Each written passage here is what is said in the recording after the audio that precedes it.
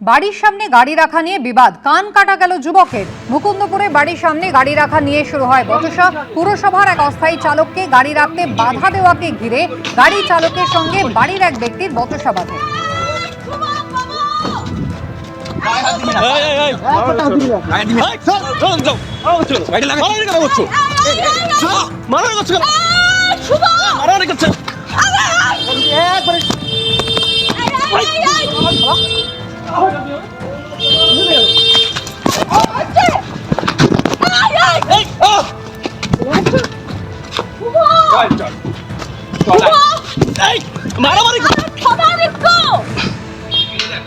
এই বচসার মধ্যেই ধারালো অস্ত্র বা ভারী কিছু দিয়ে আঘাত করা হয়, কানের একাংশ কেটে যায় গাড়ির চালকের। পূর্ব যাদবপুর থানার পুলিশের হাতে অভিযুক্ত গ্রেফতার।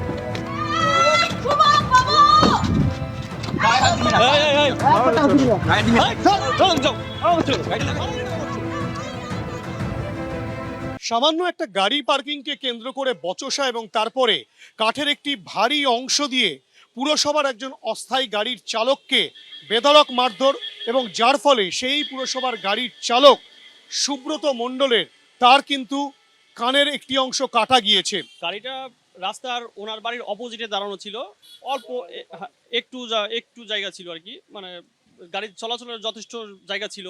তো সেইখানে উনি বললেন যে গাড়িটা সরিয়ে নাও। তো যে ড্রাইভার ছিল, আধিকারিকের যে ড্রাইভার, সে বললো 2 মিনিট লাগবে, আমরা এখনই বেরিয়ে পড়বো। তো উনি তৎক্ষণাৎ মানে ক্ষিপ্ত হয়ে যান।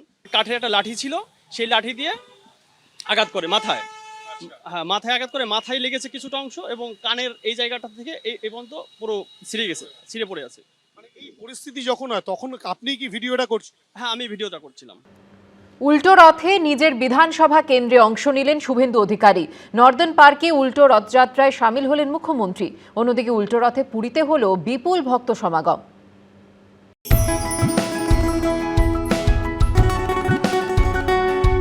রথের দিন কলকাতার ইসকনের রথযাত্রায় অংশ নিয়েছিলেন মুখ্যমন্ত্রী। নিজে হাতে পথে ঝাড়ু দিয়েছিলেন, রশিতে দিয়েছিলেন টান। তমলুকে রথযাত্রায় সামিল হয়ে ভক্তদের মাঝে বিলি করেছিলেন বাতাসা। শুক্রবার উল্টো রথে নিজের বিধানসভা কেন্দ্র ভবানীপুরে রথযাত্রায় অংশ নিলেন মুখ্যমন্ত্রী শুভেন্দু অধিকারী। ভবানীপুরের নর্দার্ন পার্কে উল্টো রথযাত্রায় সামিল হলেন তিনি। জগন্নাথ দেবের উদ্দেশ্যে অর্পণ করলেন ফুল ও ফল।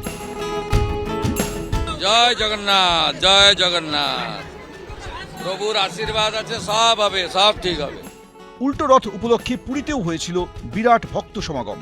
গুন্ডিচা মন্দির থেকে পুরীর মন্দিরে ফিরে এলেন জগন্নাথ দেব। হুগলির উত্তরপাড়ায় মুক্তকেশী কালীবাড়ির উল্টো রথযাত্রায়ও অংশ নিয়েছিলেন বহু মানুষ। শিবাশিস মৌলিক, এবিপি আনন্দ। এবিপি আনন্দ, এগিয়ে থাকে, এগিয়ে রাখে।